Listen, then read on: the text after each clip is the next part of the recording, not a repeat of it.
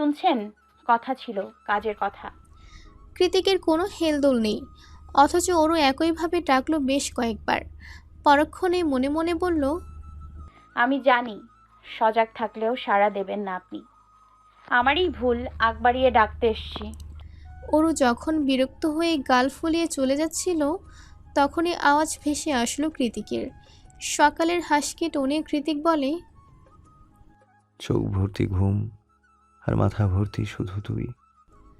ওরু তরতরি এগিয়ে এসে শুধালো। কি বললেন? কৃতিক এবার ঘুরে শুলো, বালিশের পাশ থেকে মোবাইলটা কুড়িয়ে চেক করতে করতে বলল, নাথিং। কি বলতে এসেছিস সেটা বল। ওরু চোখ মুখ শক্ত করে অন্যদিকে তাকিয়ে বলে, আজ প্রত্যয় ভাইয়াদের বাড়ি থেকে মেহমান আসবে। মা বলেছে আপনাকে উপস্থিত থাকতে। কৃতিক ফোন স্ক্রল করতে করতে বলল, রাতে ঘুমাতে পারিনি। পার্টি অফিসের পূর্ণ মিলনীয় ঘুমের জন্য ক্যান্সেল করেছি। সারাদিন ঘুমাবো, সন্ধ্যায় ডেকে দিস, ঘুম হলে চলে আসবো। ওরু কঠিন গলায় বলল, বাড়ির জামাইদের এসবে থাকতে হয়, আর আপনি বাড়ির ছোট জামাই। ও, তাই আমি বুঝি কৃতিক কুঞ্জের জামাই? আগে তো জানা ছিল না। হ্যাঁ, তাই তো। কথায় কথায় কৃতিক খেয়াল করলো ওরু সেই তখন থেকে অন্যদিকে মুখ ঘুরিয়ে কথা বলছে। কাহিনী ধরতে না পেরে কৃতিক ভ্রুকুটি করে জিজ্ঞাসা করলো, আমি তোর শ্বশুর না ভাসুর? এভাবে অন্যদিকে তাকিয়ে কথা বলছিস কেন? ওরু চোখ মুখ খিচিয়ে বলল। দয়া করে কিছু পড়ুন। কৃতিক নির্বিকার ভঙ্গিতে বলল, এমন ভাব করছিস যেন এর আগে তুই আমাকে আনড্রেস দেখিসনি। আমি তো প্যান্ট। থাক। কানে হাত দিয়ে চেঁচিয়ে উঠল ওরু। তৎক্ষণাৎ রুম ত্যাগ করতে করতে দাঁত কিরমিরিয়ে বলল, নির্লজ্জ বেহায়া লোক, এই রুমে এসে আমার ঘাট হয়েছে। সন্ধ্যা হতেই হ্যাজাকার ল্যান্টার্নের আলোতে সেজে উঠেছে কৃতিককুঞ্জ। চারিদিকে উৎসব মুখর পরিবেশ। মূলত কৃতিকের বন্ধুরাই মাতিয়ে রেখেছে সবকিছু। সায়র আজকে ফটোগ্রাফার, এদিক সেদিক যেখানে যা দেখতে পাচ্ছে তারই ছবি তুলে নিচ্ছে ও। অ্যালিসা ব্যস্ত সময় পার করছে অনুকে সাজাতে। পাশেই দাঁড়িয়ে দাঁড়িয়ে মাথায় ফুল পরার চেষ্টা চালাচ্ছে ক্যাথলিন। আজ বাঙালিদের মতো থ্রি পিচ পরেছে সে। রুমের কোথাও ওর দেখা নেই, মেয়েটা সাজেও নেই। কৃতিক এখনও ওর সাথে ঠিকভাবে কথা বলে না, চোখে চোখ রেখে তাকায় না। ওই জন্যই সাজগোজ করার ইচ্ছাটাও মরে গিয়েছে। কিন্তু অ্যালিসা তো মোটেও কথা শোনার পাত্রী নয়। ঠিকই কোথা থেকে যেন ধরে এনে ওরুকেও সাজাতে বসেছে। মেহমান এসেছে এই তো কিছুক্ষণ, ছোটোখাটো আংটি বদল যাকে বলে, তাই মেহমানের সংখ্যাও কম। প্রত্যয়ের খুব ঘনিষ্ঠ আত্মীয় ছাড়া তেমন কেউ আসেনি। অতিথিদের কিছু সময় পরে প্রত্যয় নিজেও এসেছে, পুরোপুরি ফর্মাল স্টাইলে। অফ হোয়াইট শার্ট, ব্ল্যাক কোটি আর ব্ল্যাক রিস্ট ওয়াচে তাকে মারাত্মক সুন্দর লাগছে। প্রত্যয়ের কোলে তার বড় বোনের পিচ্চি মেয়ে অন্তু। অন্তুকে কোলে নিয়েই ভেতরে প্রবেশ করে আজমেরি শেখকে সালাম জানালো প্রত্যয়। আজমেরি শেখ হাসি মুখে সালাম গ্রহণ করে প্রত্যয়কে বসতে বলল। মোখলেস চাচা সহ বাড়ির অন্য ভৃতরা অতিথির সমাদরে ব্যস্ত। অর্ণব আর অ্যালিসা অতিথিদের সাথে টুকটাক কথা জমিয়েছে। সায়র সকলের ভিডিও ধারণ করছে। ঠিক সে সময় অনুকে নিয়ে সিঁড়ি ভেঙে নিচে নামে ওরু আর ক্যাথলিন। কটকটে গাঢ় মেরুন রঙের হাফ সিল্ক শাড়ি আর হাত ভর্তি রেশম চুড়ি পরিহিত অনুকে চেনাই যাচ্ছে না এখন। দেখতে অপরূপ লাগছে। হুট করে সিনেমার মতো মেইন ক্যারেক্টারের এন্ট্রি হয়েছে। সবার চোখ অনুর দিকে। অন্তুকে চকলেট দিতে গিয়ে প্রত্যয় দু একবার আর চোখে দেখে নিল অনুকে। ওরও আজ শাড়ি পরেনি, সিকোয়েন্স থ্রি পিচ পরেই অনুকে নিয়ে নেমেছে সে। নিচে এসে অনুকে বসানো হলে প্রত্যয়ের পাশেই। ভালোবাসার বিয়ে দেখা দেখির কিছুই নেই, ডিরেক্ট আংটি বদল হলেই চলে। তবুও আশ মেটাতে সবাই একটু একটু করে দেখে নিল হবু বউকে। একজন মাত্র মানুষ যিনি অনুর পাশাপাশি। উঠে এসে ওরুকেও চিবুক তুলিয়ে খুঁটিয়ে খুঁটিয়ে দেখলেন। তিনি হলেন প্রত্যয়ের বড় ফুপি। ওরও বুঝল না ওকে এভাবে দেখার কি আছে, তবে সেরকম কিছু মনেও করল না। সবাই যখন অনু আর প্রত্যয়কে নিয়ে মেতে আছে, তখন অরুর দিকে এগিয়ে আসেন আজমেরি শেখ। কিছুটা রাগান্বিত হয়ে গলা খাদে নামিয়ে শুধান, তোমার স্বামী কোথায়? অরু থতমত খেয়ে উপরের দিকে আঙুল উঁচিয়ে কিছু বলবে তার আগেই দেখা গেল সিঁড়ি দিয়ে নামছে কৃতিক। চোখে মুখে এখনও ঘুমের রেশ, এলোমেলো চুল, পরনে কালো টি শার্ট আর ট্রাউজার, পায়ে স্লিপার, হাতে আইপ্যাড। সেভাবেই অতিথিদের সামনে চলে গেল কৃতিক। আজমেরি শেখ কৃতিককে দেখে অরুকে চোখ রাঙিয়ে চলে গেলেন, আর অরু সেখানে দাঁড়িয়ে কপাল চাপড়াতে থাকলো। এ কি স্বামী কপালে জুটল তার? রাইট বললে লেফটে যাবে, তো লেফট বললে রাইটে। ঘাড় তেরা মেরে তো একটা সীমা থাকা দরকার। কৃতিক সবার মাঝে আসতেই প্রত্যয় দাঁড়িয়ে ওকে বসতে বলল। কৃতিকও এগিয়ে গিয়ে একটা সিঙ্গেল সোফার ওপর বসে পড়ল। ওকে দেখে প্রত্যয়ের 15 বছরের কাজিন ফট করে বলে উঠল। প্রত্যয়ের ফুপি তৎক্ষণাৎ মেয়েকে থামিয়ে দিয়ে বলল, চুপ করবে তুমি? You have no manners. Kritik ইতস্তত কণ্ঠে বলল, ইটস ওকে, ছোট মানুষ বুঝতে পারিনি। সায়র মিনমিনিয়ে বলল, নিজে একটা ছোট মেয়ের জন্য দেওয়ানা হয়ে ঘুরছে, আর এখানে আধিক্যতা দেখানো হচ্ছে। ঢং যত সব। সবার সব টকশোতে ইতি টেনে অবশেষে ছোটোমোটো করে আজমেরি শেখ অনু আর প্রত্যয়ের আংটি বদলের ঘোষণা করেন, এবং সবার হৈহুল্লোড়ে ওদের আংটি বদলটাও হয়ে যায়। দুই পরিবারের সম্মতি সাপেক্ষে 1 সপ্তাহ পরে ঠিক করা হয় বিয়ের দিন তারিখ। এঙ্গেজমেন্ট মানে একটা নতুন অধ্যায়ের সূচনা। দুজন দুজনকে নতুন করে চিনতে শুরু করা, অনেকটা কাছ থেকে আর অনেকটা আন্তরিকতা দিয়ে। তাই মেয়ে আর জামাইকে একটু প্রাইভেসি দিয়েছে সবাই।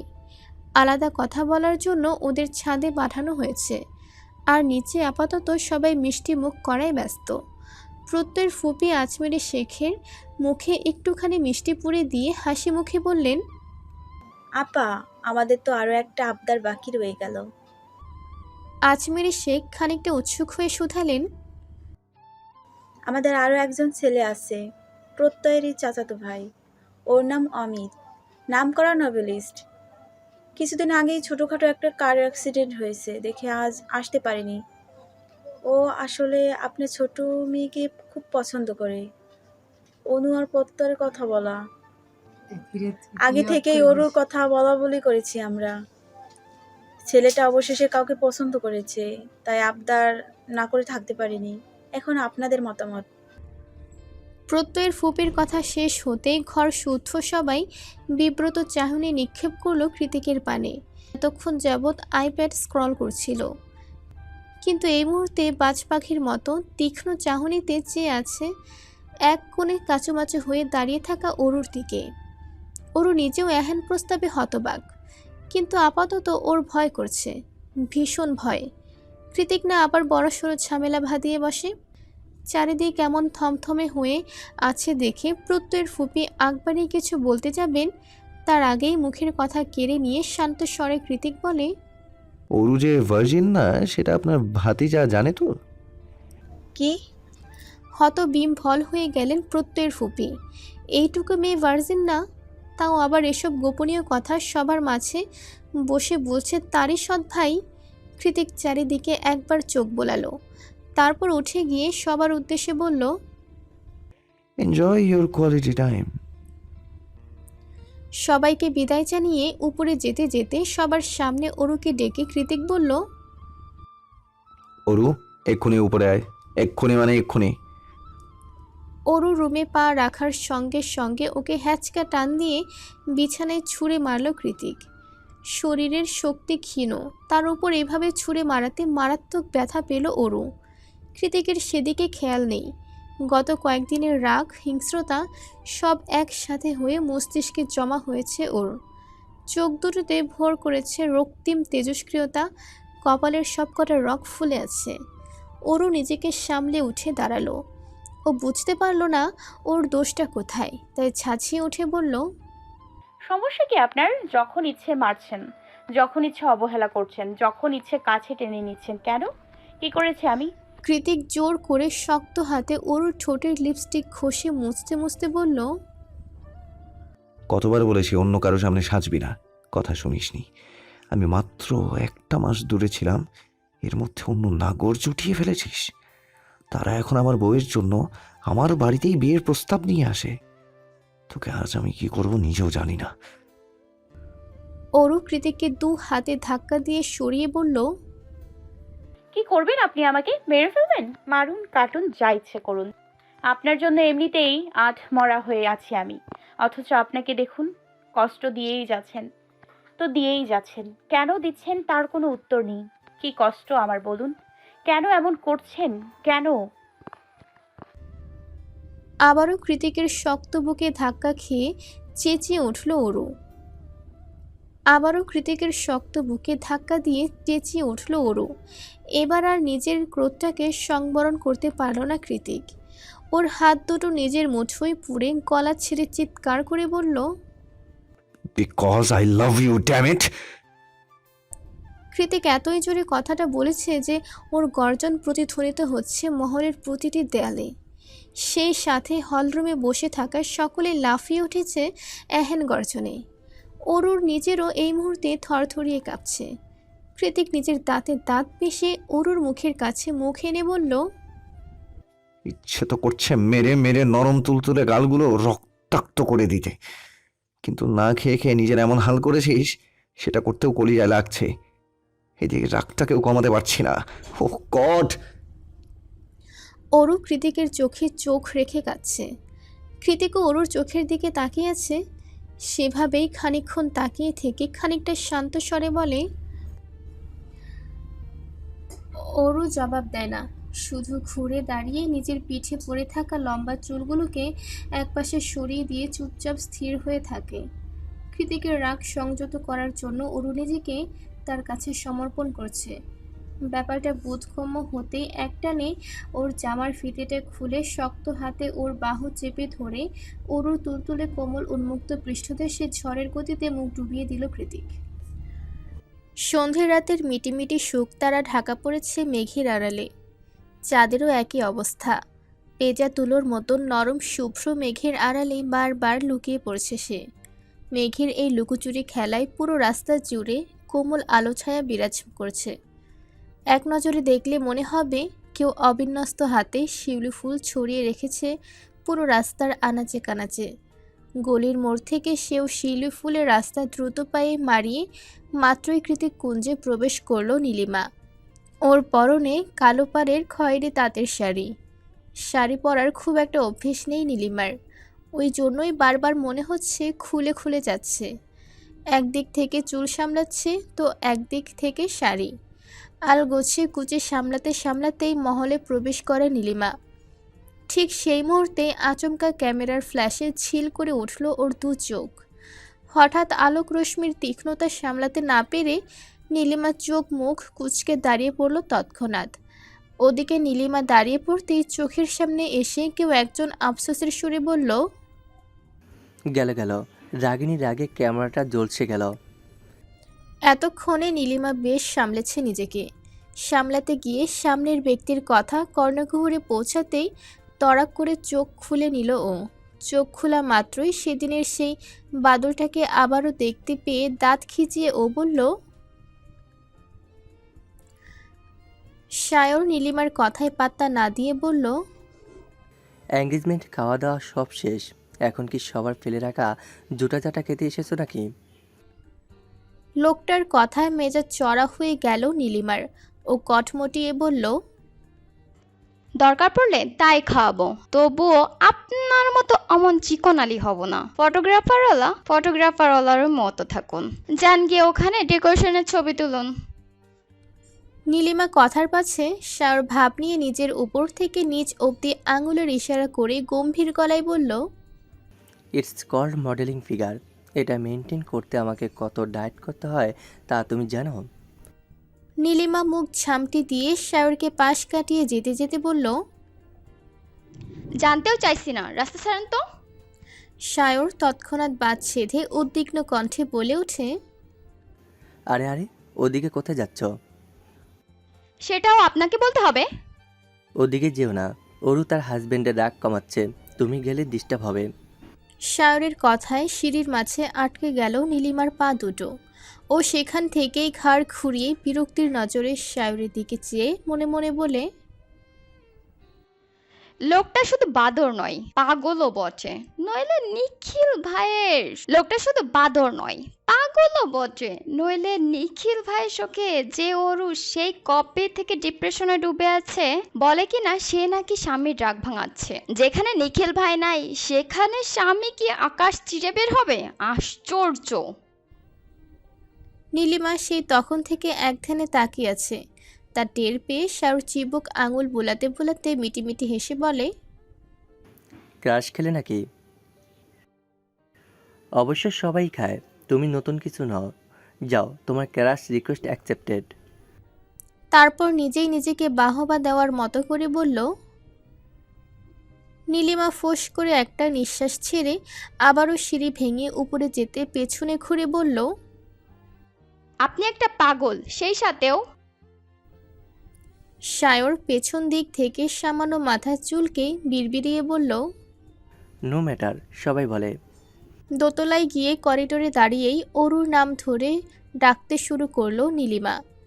অরু, এই অরু। নীলিমার আওয়াজ কানে পৌঁছাতেই কৃতিককে জোর জবরদস্তি করে নিজের থেকে ছাড়িয়ে কোনো মতে গায়ের ওড়নাটা ঠিকঠাক করে তড়িঘড়ি করে রুম থেকে বেরিয়ে এলো অরু। অরুকে দেখা মাত্রই নীলিমা ওর কাছে এগিয়ে এসে অবাক হয়ে শুধালো, এই তোর ঘর না ওটা? তাহলে এই ঘরে কি করিস? অরু শুষ্ক ঢোক গিলে নীলিমার দিকে চোরা চাহনি নিক্ষেপ করলো। খানিকটা ভেবে চিনতে দোনমনো করে বলল, মানে মানে ধুলো ময়লা পড়েছিল, আজ আবার অতিথি এলো না, ওই জন্যই তো পরিষ্কার করতে এলাম মাত্র। তাই বল, আমি আরো ভেবেছিলাম আজকের দিনেও রুম আটকে কেঁদে ভাসাচ্ছিস বুঝি। নীলিমার কথায় অরু দুশ্চিন্তাগ্রস্ত হয়ে হাত কচলাতে কচলাতে কিছুটা মেকি হাসল। ঠিক তখনই নীলিমা মুখ কালো করে পুনরায় বলল, আংটি বদল সকল রিচুয়াল শেষ হয়ে গেছে, অথচ তোরা কেউ একটু আমার জন্য অপেক্ষা করলি না। আমি কি কেউ না? অরু নিজেও এবার একটু লজ্জিত হলো। ওই বা কী করতো? কৃতিক আর মা দুজন মিলে ওকে নিয়ে যা শুরু করেছে। দুজনের চোখ রাঙানি খেতে খেতেই জীবন অতিষ্ঠ অরুর। তবুও নীলিমাকে ধাতস্থ করে অসহায় কণ্ঠে অরু বলে, আসলে প্রত্যয় ভাইয়ার কাজিন অমিত ভাই পা ভেঙে হসপিটালে ভর্তি। ওই জন্য প্রত্যয় ভাইয়ার বাবা অনুরোধ করেছেন সকল নিয়ম কানুন যাতে তাড়াতাড়ি আর ঘরোয়া আয়োজনে শেষ হয়, যাতে তারা একবার হসপিটালে গিয়ে অমিত ভাইয়াকে দেখে যেতে পারেন। নীলিমা একটু আশ্চর্য হয়ে জিজ্ঞাসা করলো, কোন অমিত ভাই? তোদের বাংলা একাডেমির অমিত ভাই না তো? অরু হ্যাঁ সূচক মাথা নাড়িয়ে বলল, হ্যাঁ উনি। অরুর কথায় আপনা আপনি হাত চলে গেল নীলিমার হতবাক মুখের উপর। ও আড়ষ্ট গলায় বলল, হাই আল্লাহ, অমিত ভাইয়ের সাথেই এটা হওয়ার ছিল। আজকে অমিতকে নিয়ে বাড়িতে ঝামেলা হয়েছে। কৃতিক হিংস্র হায়নার মতোই খেপে উঠেছিল অরুর ওপর। সময় মতো আপসে না এলে আজকে না জানি রেগেমেগে আরও কি করে ফেলতো এই উন্মাদ লোকটা। পুরো ব্যাপারটা আরও একবার স্মরণ করে একটা ভয়ার্ত ঢোক গিলে অমিতের টপিকটা তৎক্ষণাৎ পাল্টে ফেলল অরু। নীলিমার দিকে তাকিয়ে সহসা হেসে বলল, চল নিচে গিয়ে ডিনার করবি, আমিও খাইনি, একসাথে খাবো। নীলিমা অরুর কথায় গুরুতর নাকচ করে বলল, যাব না, নিচে একটা বাদর দাঁড়িয়ে আছে। অরু ফ্রুকুচকে বলল, সারা ঘরে লাইট জ্বলছে, এর মাঝে বাদর কোথায় পেলি তুই? নীলিমা আঙুলের ইশারা করে ডিভানে বসে বসে রসগোল্লা চিবুতে থাকা সায়রকে দেখিয়ে বলল, ওই যে দেখ, বসে বসে রসগোল্লা খাচ্ছে ওই বাদর। শুধু বাদর নয়, পাশাপাশিও দুই জাত মিশ্রণ। নীলিমা সায়রের নাম মুখে নিতে না নিতেই সায়র রসগোল্লা সমেত অকস্মাৎ বিষম খেল। অ্যালিসা ওর দিকে এক গ্লাস পানি এগিয়ে দিয়ে ওর পিঠ চাপড়াতে চাপড়াতে বলল, একটু আস্তে খাবি তো? সায়র এক ঢোকে পানি পান করে অ্যালিসার দিকে ছলছলে নয়নে তাকিয়ে বলল, হঠাৎ করে কে এত মনে করেছে আমায় বলো তো? অ্যালিসা স্ন্যাক্স চিবোতে চিবোতে ফোনের দিকে নজর দিয়ে রুষ্ট গলায় বলল, তোর ক্লায়েন্টরা ছাড়া আর কে? নীলিমার মুখ থেকে শায়রকে নিয়ে এরূপ সম্বোধন শুনে তৎক্ষণাৎ দাঁত দিয়ে জিভ কাটল অরু। অতঃপর নীলিমাকে একটু সাইডে নিয়ে গিয়ে হিসিয়ে বলল, কাকে কি বলছিস ভাই? আমেরিকাতে উনি সেলিব্রিটি। ওনার বড় বড় ছবি পোস্টার পুরো শহরে বিলবোর্ড জুড়ে থাকে, তুই জানিস?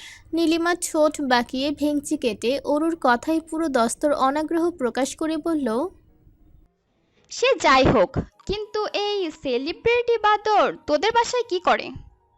আরে ওনার না মানে কৃত্তিক ভাইয়ার বেস্ট ফ্রেন্ড। কৃত্তিক ভাইয়ার সাথেই বাংলাদেশ বেড়াতে এসেছেন। উনি আসলে ইন্ডিয়ান। অরুর কথা শুনে নীলিমার চোখ মুখ কুঁচকে জোরালো কণ্ঠে বলল, কি? তোর সেই পাষাণ ভাইটা দেশে এসেছে? তুই ঠিক বলছিলি ওরু, ওই বেটা এক নম্বরে বজ্জাত। নয়তো তার বন্ধু এমন বাদ্রম করে কেন?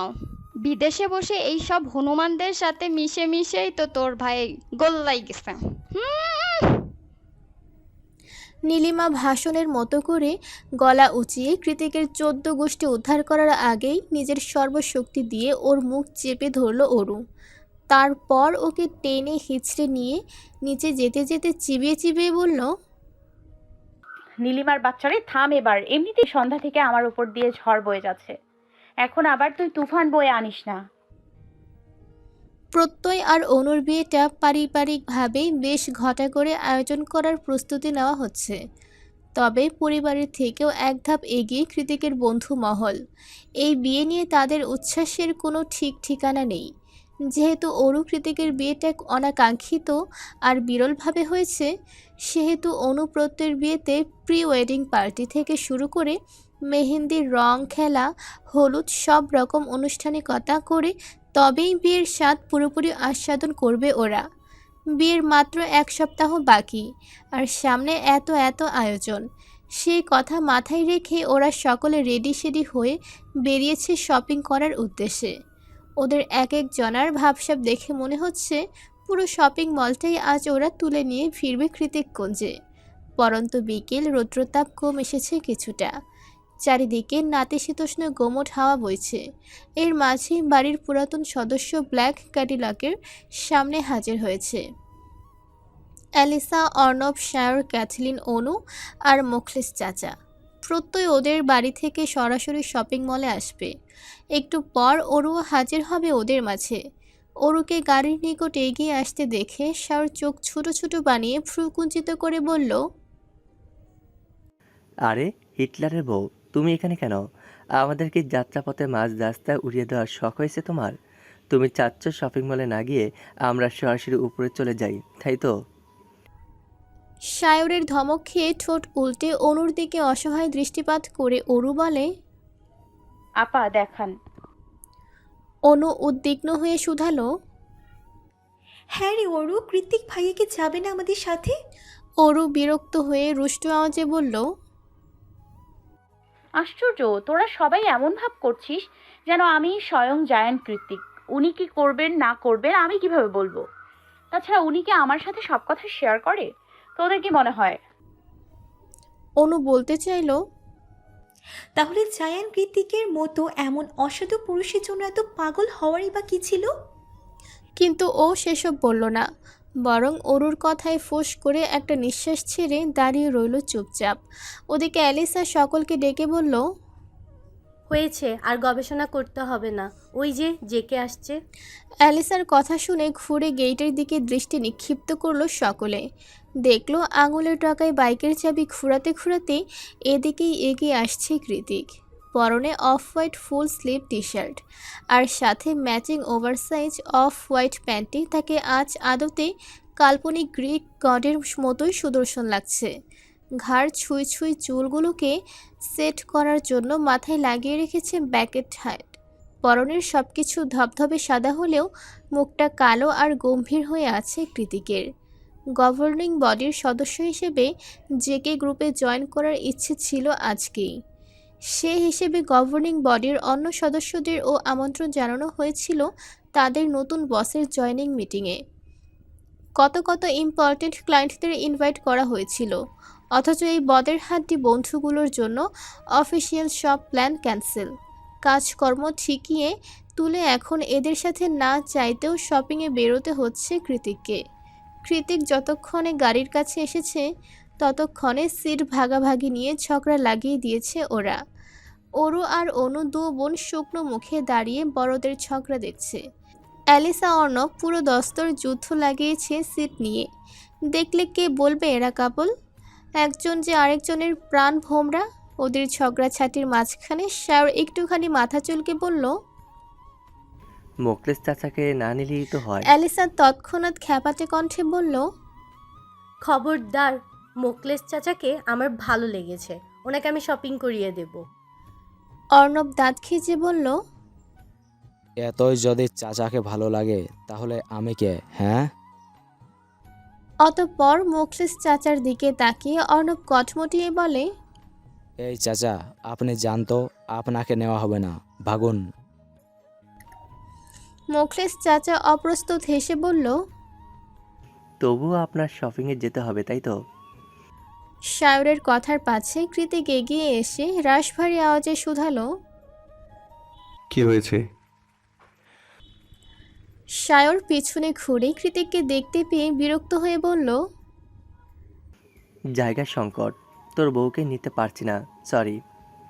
শায়রের কথায় কৃতিক আর চোখে অরুর দিকে তাকালো, যে এই মুহূর্তে ভীত হরিণীর মতো ডাগর চোখে কৃতিকের দিকেই তাকিয়ে ক্রমাগত আঙুলে ওড়না পেঁচাচ্ছে। কাল অমন কাছাকাছি আসা আবেশিত আলিঙ্গনের মাঝেও দুজনের একবারও কথা হয়ে ওঠেনি। তখন আবার নীলিমার ডাকে কৃতিককে ধাক্কা মেরে চলে গিয়েছিল অরু। সেই মুহূর্ত থেকেই কৃতিক দ্বিগুণ ক্ষেপে আছে অরুর উপর। রিজেকশন ওর একদম পছন্দ নয়। কুক্ষণেও এই মেয়েকে একা পেলে যে কি করবে সেটা ও নিজেও জানে না। কৃতিক সেই তখন থেকে খ্যাপাটে বাঘের মতো দৃষ্টি নিক্ষেপ করে রেখেছে। বিষয়টা নজরে আসতে আড়ালে শুষ্ক ঢোক গিলল অরু। শায়র কৃতিকের সামনে হাত নাড়িয়ে বলল, এক্সকিউজ মি, কথা এদিকে হচ্ছে, ওদিকে না।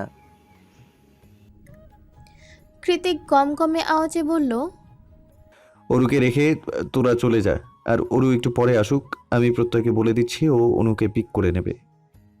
কৃতিকের কথায় অরু আচমকা চেঁচিয়ে উঠল।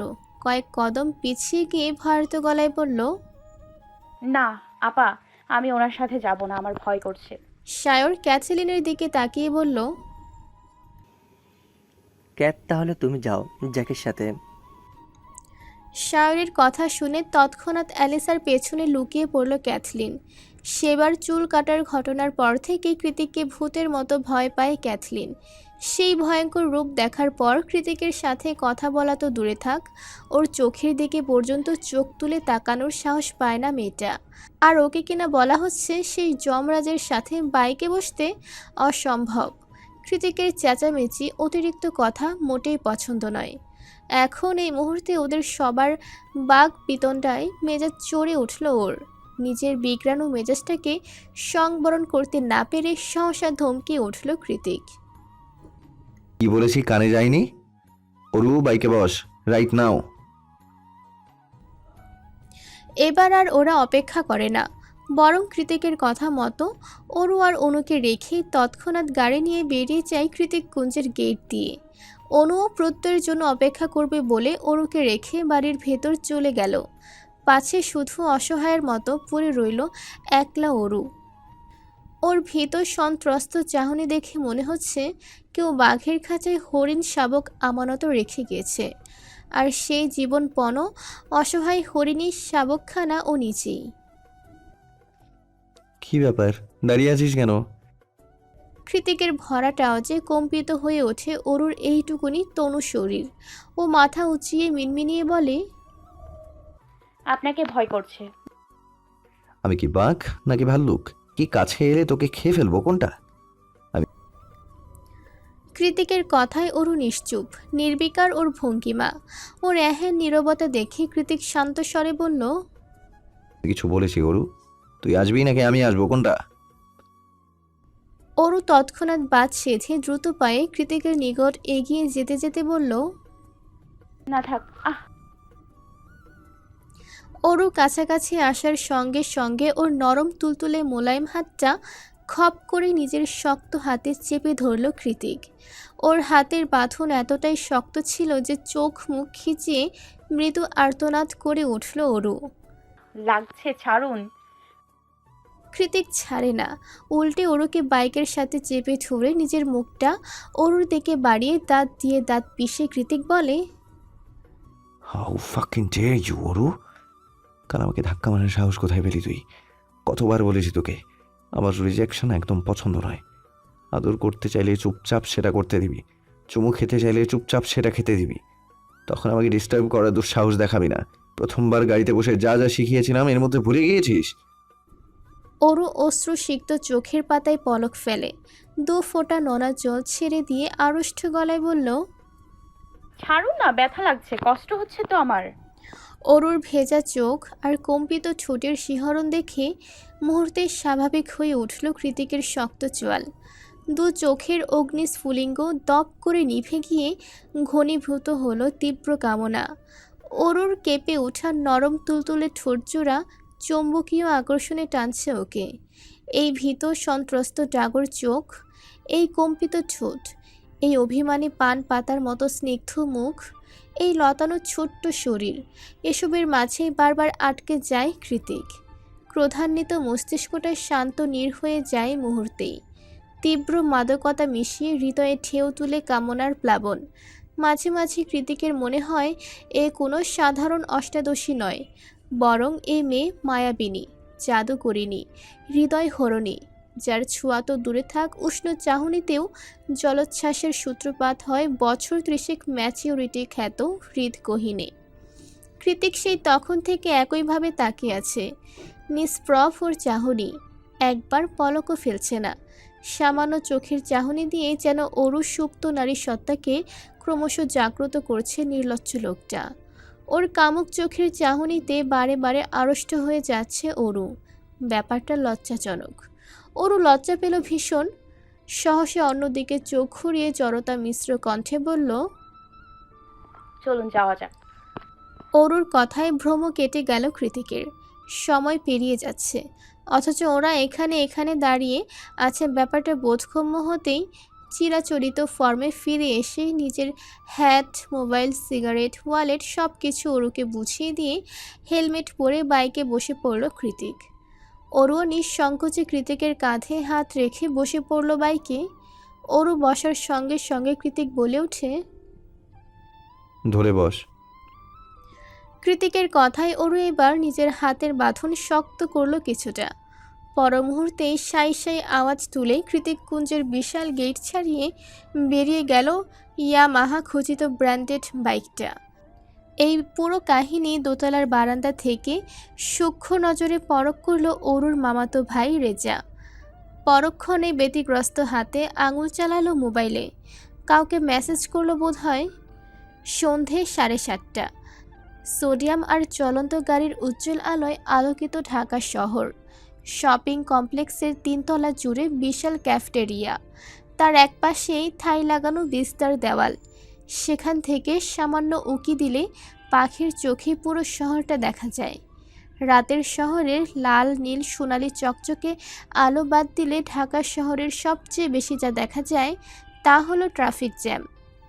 সেই তখন থেকে পুরো রাস্তাটা জ্যামে আটকে আছে। এক নাগাড়ে হর্ন বাজিয়ে যাচ্ছে শয়ে শয়ে গাড়ির বহর। হর্নের আওয়াজে কান ছালাপালা হওয়ার উপক্রম। কি বিদঘুটে অনুভূতি! যদিও বা এত দূর থেকে সে আওয়াজ কানে ভেসে আসছে না, তবুও কোল্ড কফির স্ট্রটাকে আঙুলের সাহায্যে ঘুরাতে ঘুরাতে দুর্বিষহ জ্যামের দিকে এক ধ্যানে তাকিয়ে আছে নীলিমা। নিজের মাঝে অনুভব করতে চাইছে রাস্তার মানুষগুলোর বিষাদময় তিক্ত অনুভূতিকে।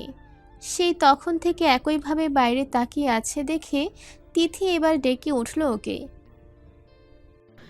এই নীলিমা, তখন থেকে বাইরে তাকিয়ে আছিস, কি দেখছিস বলতো? তিথির ডাকে চোখ ঘোরালো নীলিমা। পুনরায় কোল্ড কফিতে সিপ নিয়ে বলল, কেমন আছিস বল? তোর তো খবরই নাই, বিয়ে শাদী করে ফেলছিস নাকি? নীলিমার কথায় তিথি মুচকি হেসে হ্যাঁ সূচক মাথা নাড়ালে নীলিমা আবার শোধায়, তা জিজু কোথায়?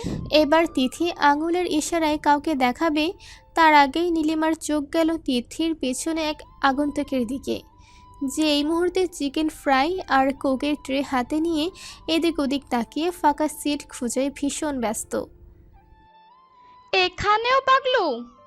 বিড়বিড়িয়ে কথাটা বলে মেনু কার্ডের আড়ালে তাড়াহুড়ো করে মুখ লুকালো নীলিমা, যা দেখে তিথি উদ্বিগ্ন হয়ে জিজ্ঞাসা করলো, কি হয়েছে, হুট করে এমন চোরের মতো বিহেভ করছিস কেন?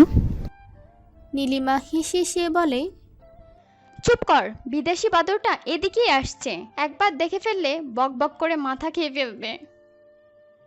এক্সকিউজ মি, কে বাদর? আচমকা পুরুষালী রাশভারী আওয়াজে লাফিয়ে উঠল নীলিমা।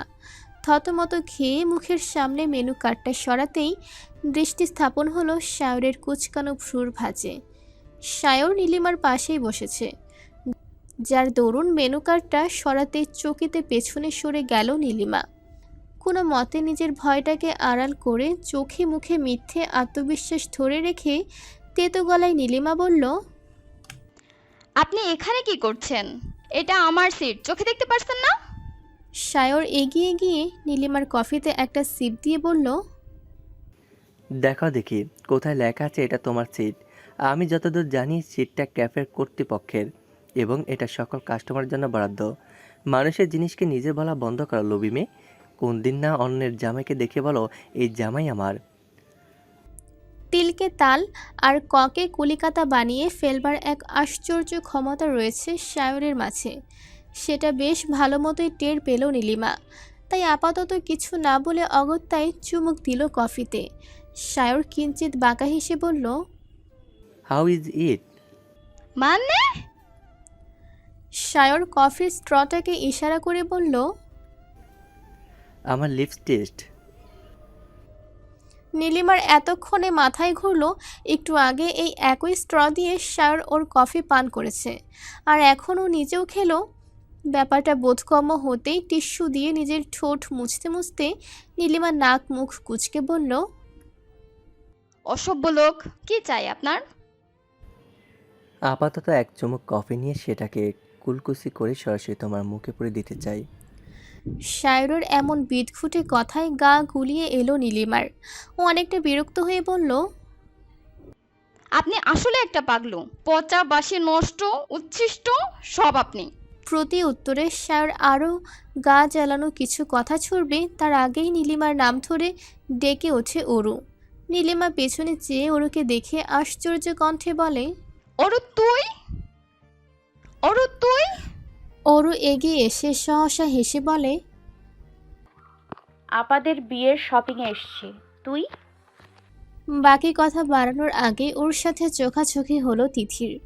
তিথি অরুকে দেখে সংকোচ কিংবা অপরাধ বোধ করা তো দূরে থাক, উল্টে একটা গা জ্বালানো হাসি দিয়ে বলল, তাহলে শেষমেশ ফিরে এলি আমেরিকা থেকে। তোকে আগেই বলেছিলাম নিখিল ভাইয়ের পেছনে পড়ে থাকা বন্ধ কর। তোকে দু পয়সারও পাত্তা দেবে না নিখিল ভাইয়ের মতো মানুষ। শুধু শুধু এতগুলো দিন মিথ্যে আশা নিয়ে বেঁচে আছিস। How shame.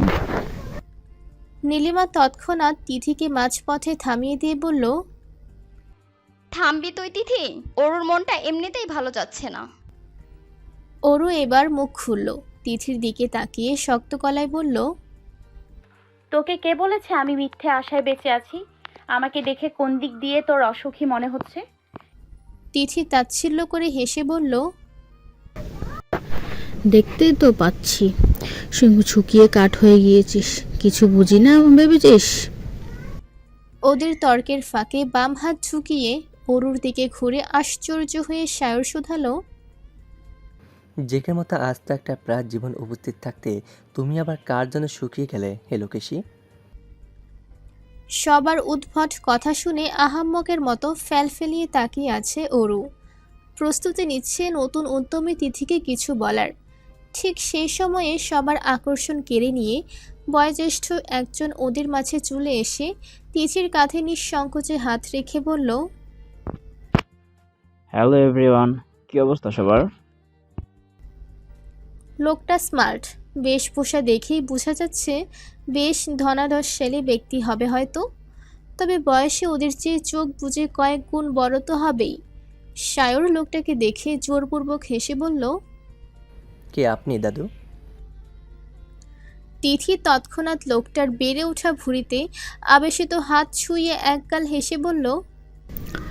Meet my beloved husband Khondokar Mostak Ahmed. তিথির কথায় ওরা সবাই মুখ টিপে হাসির সংবরণ করলো। সায়র তো কুলিয়ে উঠতে না পেরে মিনমিনে বলেই ফেলল। এই দাদু আবার হাজব্যান্ড হয় কিভাবে? দেখে তো মনে হচ্ছে সারাদিন হাসি কাশিতেই দিন শেষ হয়ে যায় ওনার। তাহলে বউ সামলায় কখন?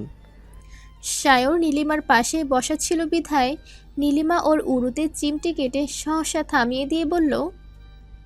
চুপ করুন, অন্যের অনুভূতিকে সম্মান দিতে শিখুন। নীলিমার শেষ কথাটা সায়রের হৃদয়ে গিয়ে লাগলো। আসলে মেয়েটাকে যতটা রাগী আর বেয়ারা মনে হয় ততটাও নয়, মনটা ভালো আছে। ওরও এখনও তিথি আর তার দাদু ওরফে হাজবেন্ডের গদগদ প্রেম দেখে সার্কাস দেখার মতোই হা করে তাকিয়ে আছে। মনে মনে ভাবছে, এই দাদুটাও কি রোম্যান্টিক, অথচ আমার বরকে দেখো সারা দিন মেজাজ আর মেজাজ। এমন করে একটু লোকের সামনে গদগদ ভালোবাসা দেখালে কি হয়? তিথি তার বিলবোধ হাজবেন্ডকে দেখে চোখ সরিয়ে ওরকে উদ্দেশ্য করে বলল। এখনো সময় আছে, এরকম একজন দেখে বিয়ে করে নে। পুরো লাইফ আমার আরামসে পায়ের উপর পা তুলে কেটে যাবে। তিথির কথা মাঝপথে আটকে গেল যখন চমৎকার এক পুরুষালী কণ্ঠে পেছন থেকে খুব অধিকার নিয়ে ওরকে ডেকে উঠল কেউ। মিসেস অরোরা জায়ান। কৃতিক হঠাৎ করে পুরো নাম ধরে ডেকে উঠায় ওর হক চকিয়ে ঘাড় ঘুরিয়ে বলল। এই তো আমি। চলতে ক্লাইম্যাক্স আরও খানিকটা আকর্ষণ ঢেলে দিতে সবার মাঝে এসে দাঁড়ালো কৃতিক। সুদর্শন কৃতিককে দেখে অকস্মাৎ চিকচিক করে উঠল তিথির দু চোখ। ও তব দেখে কিছুটা লাজুক হেসে শুধালো। আপনি কে ভাইয়া? কৃতিক বাহুর মাঝে ওরুকে নিয়ে বলল। হার বিলাভড হাজব্যান্ড জায়ান কৃতিক চৌধুরী। অরুর স্বামী কথাটা শোনার সঙ্গে সঙ্গে চুপসে এইটুকুনি হয়ে গেল তিথির মুখ। ও পুনরায় অবিশ্বাসের সুরে বলল। কৃতিক কুঞ্জের মালিক জায়ান কৃতিক চৌধুরী? তিথির সম্বোধনে কৃতিক আর অরুর দিকে তাকিয়ে সহসা হাসল, যার অর্থ হ্যাঁ। এই মুহূর্তে তিথির থমথমে মুখখানা দেখে মনে হচ্ছে কেউ কয়েকশো অপমানের চপেটাঘাতে লাল করে দিয়েছে ওর মুখ। নীলিমা হতবাক হয়ে অরুকে একটু দূরে নিয়ে গিয়ে বলল।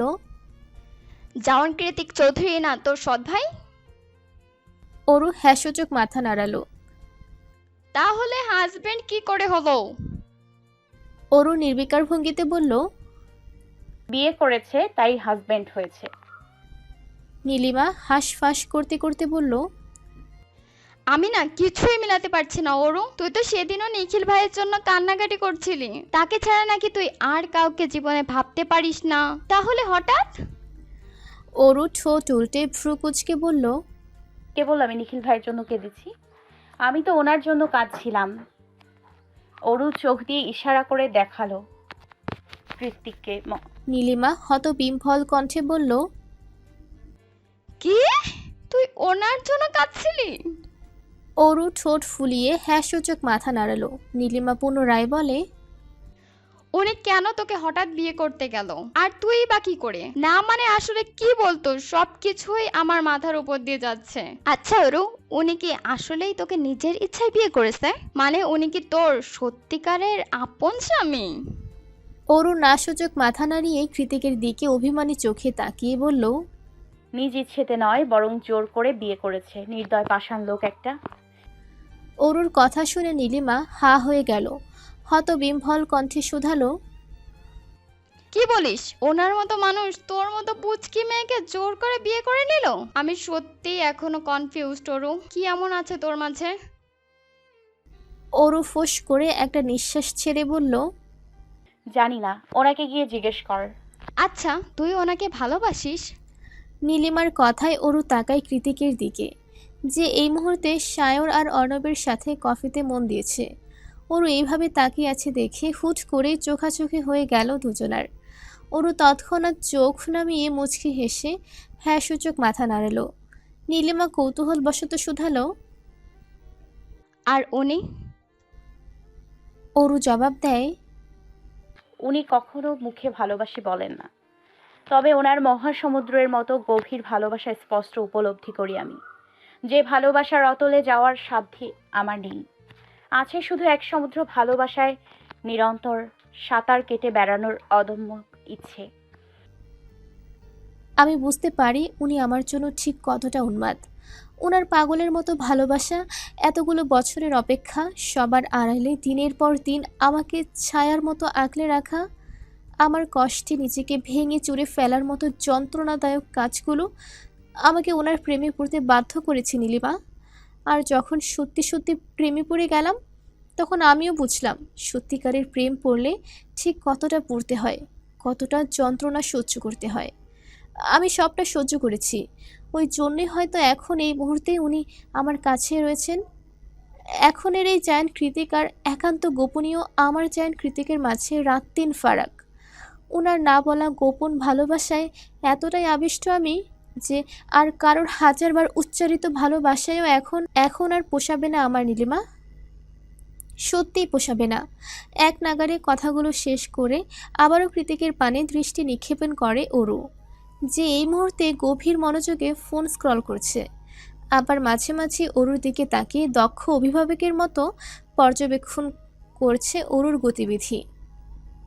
আরে কোথায় নিয়ে যাচ্ছেন? সবাই তো অন্যদিকে যাচ্ছে।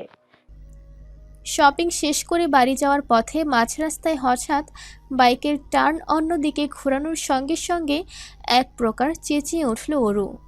ওর কথার পাছে কৃতিক গম্ভীর গলায় বলল, সো হোয়াট? তো হোয়াট? এত রাত হয়ে গিয়েছে, বাড়ি যাব না? আমি তো এখানেই, তাহলে বাড়ি যাওয়ার এত তাড়া কিসের তোর? কে আছে বাড়িতে? অরু মুখ কালো করে বলল, সবাই আমাদের রেখে চলে যাচ্ছে, তাই আর কি। কৃতিক অরুকে থামিয়ে দিয়ে স্পিডোমিটারের গতিবেগ বাড়িয়ে দিয়ে বলল, সবার কথা বাদ, ফোকাস অন মি। আমি যদি না ফেরার দেশে নিয়ে যাই, তবে তুই সেখানেই যাবি, even without any fucking question. এখন ধরে বস। অরু বলল, ধরলাম তো। কৃতিক তির্যক কণ্ঠে বলল, আরো শক্ত করে ধর, আবার হচ্ছে না, তোকে ফিল করতে পারছি না। কৃতিকের কথায় অরু লজ্জায় ঠোঁট কামড়ে ধরে, পরক্ষণেই মাথাটা এলিয়ে দেয় কৃতিকের কাঁধের ওপর। কৃতিক রাইড করতে করতে মৃদু হেসে বলল, নাও পারফেক্ট বেবি। ওদিকে রাস্তা ছেড়ে বে রাস্তায় মোড় নেওয়ার সঙ্গে সঙ্গে গাড়িতেই বসে চেঁচিয়ে উঠল সায়র। আরে ওদিকে কই যাচ্ছিস তোরা? রাস্তা তো এদিকে। কৃতিক জবাব দেয় না। সায়রের দিকে তাকিয়ে একটু ভাব নিয়ে হেলমেটের গ্লাসটা টান মেরে নামিয়ে দিয়ে ওদের থেকে দ্বিগুণ গতিতে বাইক নিয়ে হারিয়ে যায় রাস্তার অধরে। ওরু যখন বাইক থেকে নামলো তখন দেখতে পেল এটা এয়ারপোর্ট গেট। কৃতিক অরুর হাত ধরে নিয়ে গিয়ে ওকে একটা সেফ জায়গায় দাঁড় করিয়ে দিয়ে বলল, বেবি ওয়েট কর, আমি আসছি। অরু তৎক্ষণাৎ দু হাতে কৃতিকের বলিষ্ঠ হাতটা টেনে ধরে কাঁদো কাঁদো কণ্ঠে বলল, এয়ারপোর্টের মধ্যে কোথায় যাচ্ছেন আপনি? আমায় রেখে কোথায় চলে যাবেন সত্যি করে বলুন। কৃতিক মৃদু হেসে অরুর দিকে সামান্য ঝুঁকে হাসকি টনে বলল, তোকে ছেড়ে কোথায় যাব আমি? এই যে যাচ্ছেন। কৃতিক অরুকে আশ্বস্ত করে বলল, 2 মিনিটে ফিরে আসছি, ওকে? অরু হ্যাঁ সূচক মাথা নাড়লে ওর হাতে হেলমেটটা ধরিয়ে দিয়ে ভেতরে চলে যায় কৃতিক। তারপর যখন ফিরে আসে তখন কৃতিককে দেখে উৎকণ্ঠায় বড় বড় হয়ে যায় অরুর দু চোখ। আপনা আপনি ফাঁকা হয়ে যায় ওর ওষ্ঠধর। চোখ দুটোতে বারবার পলক ছেড়েও নিজেকে বিশ্বাস করাতে পারছে না অরু। তাই কৃতিকের হাতের দিকে তাকিয়ে অস্ফুটেই অরু বলে ওঠে, ডোরা ডোরা। কৃতিক ডোরার বাস্কেটটা অরুর হাতে তুলে দিল। অরু সহসায় বাস্কেট খুলে ডোরাকে কোলে নিয়ে বলল, আপনি সত্যি ডোরাকে আমেরিকা থেকে বাংলাদেশে নিয়ে এসেছেন? কৃতিক পুনরায় হেলমেট পরতে পরতে বলে, ডোরা অ্যাডাপ্টেড ছিল না, তাই ফর্মালিটিস পালন করতে করতে দেরি হয়ে গেল, নয়তো আমার সাথেই নিয়ে আসতাম। অরু ডোরার গলায় আদরে আঙুল বোলাতে বোলাতে বলল, কার নামে অ্যাডপ্ট করলেন? কৃতিক অরুকে হেলমেট পরিয়ে দিয়ে বলল, দুজনার মহামান্য পিতা মিস্টার জায়ান কৃতিক চৌধুরী আর মহোদয়া মাতা মিসেস অরোরা জায়ান। কৃতিকের কথায় ফিক করে হেসে দিয়ে ডোরাকে নিয়েই বাইকে উঠে বসলো অরু। কিছু দূর গিয়ে একটা ফাঁকা রাস্তায় ব্রেক কষল কৃতিক। ঘড়ির কাঁটা তখন 12টার ঘর ছুঁই ছুঁই। চারিদিক নিস্তব্ধ আর শুনশান। পুরোপুরি নীরবতার মাঝে কর্ণঘরে এসে বাড়ি খাচ্ছে ঝিঝি পোকার অক্লান্ত আওয়াজ। এমন একটা জায়গায় এত রাতে বাইক থামানোর দারুণ উদ্বিগ্ন হয়ে প্রশ্ন ছুড়ল অরু। বলল, কিছু হয়েছে? কৃতিক বাইক স্ট্যান্ড করিয়ে বলল, কিছু হয়নি, না আমি এক্ষুনি। অরু নেমে দাঁড়ালো। পুনরায় তৎপর হয়ে শুধালো, কি হয়েছে? রাগ করেছেন?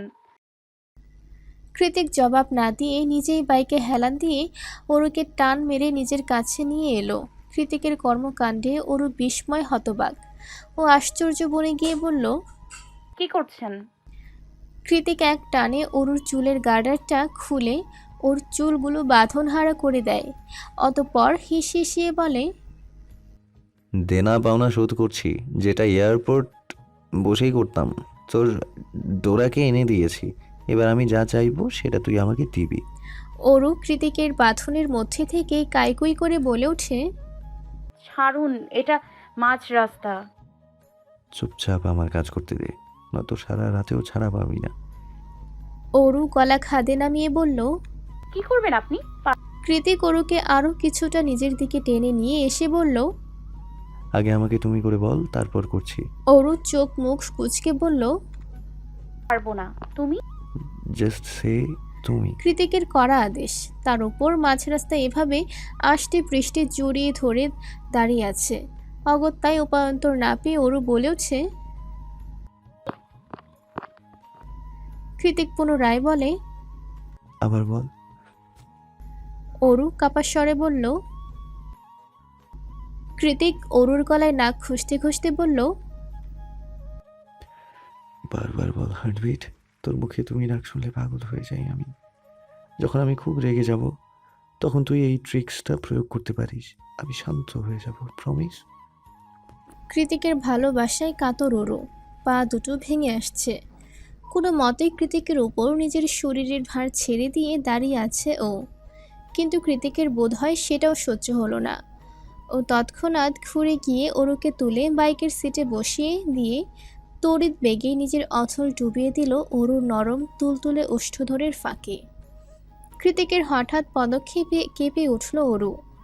চুপসানো শরীরটাকে একটু স্বস্তি দিতে শক্ত হাতে খামচে ধরল পুরুষালের চওড়া বুকে লেপটে থাকা টি শার্টখানা। রাত বাড়ছে, সেই সাথে চুম্বনের গভীরতাও। তীব্র আলিঙ্গনের সাথে তাল মিলিয়ে ক্রমশ দলিত মথিত হচ্ছে অষ্টাদশীর ফিনফিনে কোমল ওষ্ঠাধর। আবেশিত নয়নে নয়ন এঁটে রাখা মাতাল করা এই নির্ভীক বেপরোয়া পুরুষই কেবল জানে এই গভীরতার শেষ কোথায়। নিশুতি রাতের গাড়ি ঘোড়ার চাপ কমে এসেছে কিছুটা। পুরান ঢাকার অলিগলিতে এখন কেবলই দোকানের শাটার টানার ছনছন আওয়াজ। ফুটপাতগুলো মানবশূন্য।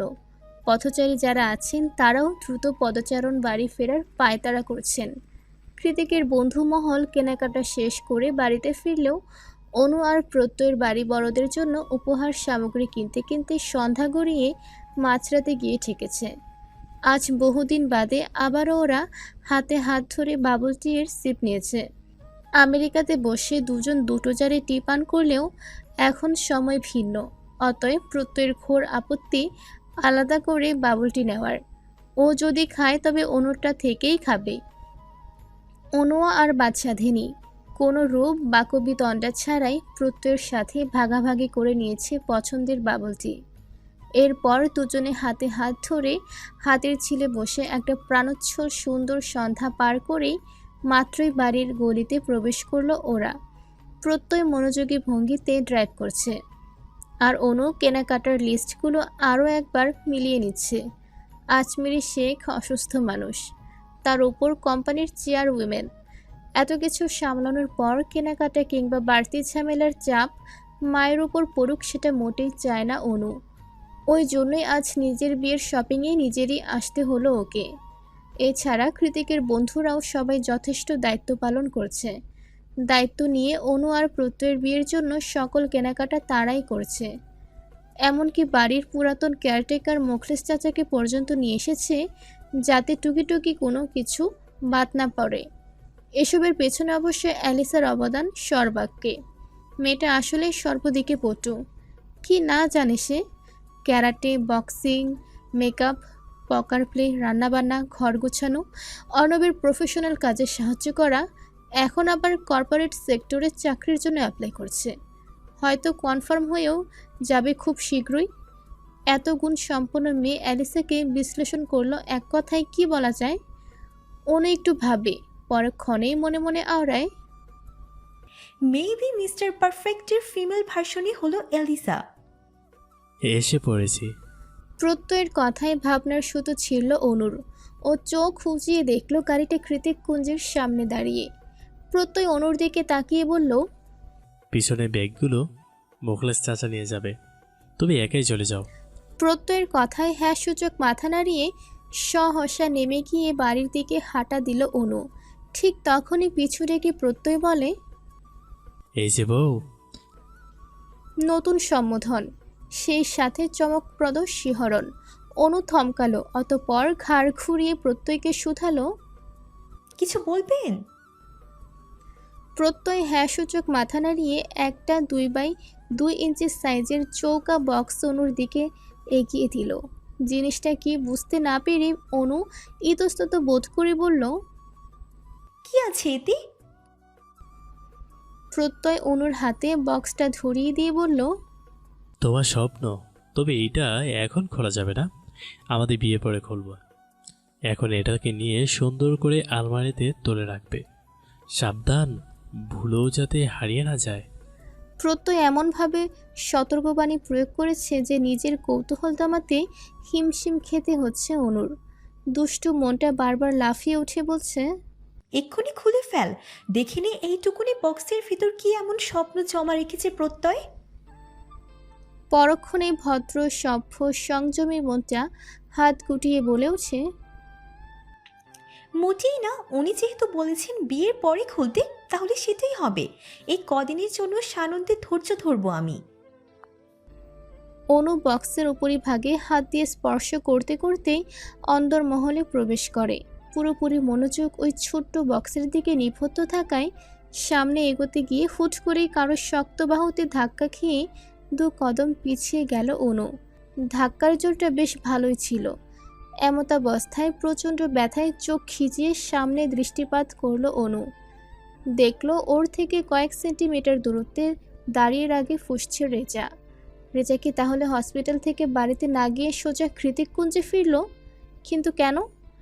এই বাড়ির ছোট সাহেবের হাতে মার খেয়ে আবার এই বাড়িতেই ফিরছে, বিষয়টা বোধগম্য হতেই বিস্ময় জড়িত কণ্ঠে অনু বলে ওঠে, রেজা ভাই, আপনি?